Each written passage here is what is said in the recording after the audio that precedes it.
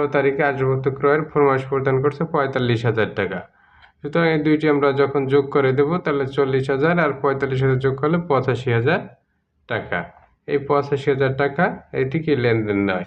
খ নম্বরে প্রশ্ন বলেছে কি, লেনদেন সমূহ চিহ্নিত করে সমীকরণ পদ্ধতিতে তার কারণ ব্যাখ্যা করো। লেনদেন কোনগুলো? এখানে ইতিমধ্যে ঘটনা বা তোমার এন্ট্রি ছিল 6টি এন্ট্রি ছিল এবং এই 6টি এন্ট্রির মধ্যে 10 নম্বর এন্ট্রি এবং 15 নম্বর এন্ট্রি, অর্থাৎ এই দুটি এন্ট্রি লেনদেন নয়, ইতিমধ্যে আমরা শনাক্ত করে ফেলেছি। তার মানে আর এন্ট্রি থাকে বাকি 4টা এন্ট্রির ভিতরে এই 4টা লেনদেন। এখন এগুলোকে আমার হিসাব সমীকরণ পদ্ধতিতে কারণসহ ব্যাখ্যা করে দেখাতে হবে। এবং তোমার 5 লক্ষ টাকা নিয়ে ব্যবসা শুরু করা হলো। যখন ব্যবসা শুরু করা হয়েছে তখন নগদ সম্পদ বৃদ্ধি পেয়েছে এবং মালিকানা সত্ত্ব বৃদ্ধি পেয়েছে। তাহলে আমরা কি লিখবো? অর্থাৎ 5 লক্ষ টাকা নিয়ে ব্যবসা শুরু করায় নগদ অর্থ এ বৃদ্ধি এবং মালিকানা সত্ত্ব এ বৃদ্ধি পেয়েছে। ব্যাংকে 50,000 টাকা জমা দিয়ে একটি হিসাব খোলা হলো। ব্যাংকে যখন টাকা জমা দিয়েছে অর্থাৎ নগদ সম্পদ হ্রাস পেয়েছে এবং ব্যাংক নামক সম্পদ বৃদ্ধি পেয়েছে।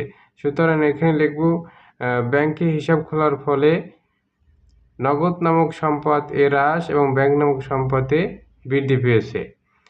5 নম্বরে ধারে পণ্য ক্রয়। ধারে পণ্য ক্রয় করলে, ধারে পণ্য ক্রয় মানে বর্তমানে তুমি পণ্যটি ক্রয় করেছো কিন্তু টাকাটা এখনো দেও নাই, কিন্তু তোমার এক সময় কি দিতে হবে। যদি দিতে হয় তাহলে কিভাবে লিখবা?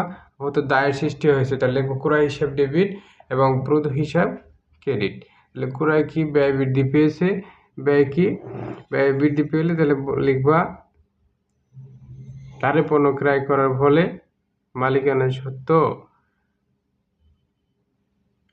বৃদ্ধি পেয়েছে এবং দায় হ্রাস পেয়েছে। এবং শেষের এন্ট্রি 10 এবং 15, এই দুইটি তো লেনদেন নয়। 20 তারিখে প্রদ বিল পরিশোধ করা হলো কত টাকা? 15,000 টাকা। যখন তুমি পাওনাদারকে টাকা দিয়ে দিয়েছো সুতরাং পাওনাদার হ্রাস পেয়েছে। পাওনাদার যখন হ্রাস পায় তখন ডেবিট আর নগদান, অর্থাৎ নগদ সম্পদ দিয়ে দিয়েছে, নগদান ক্রেডিট। এখন আমরা কিভাবে করবো একটু দেখি। প্রথমে 1 নম্বরে এন্ট্রি,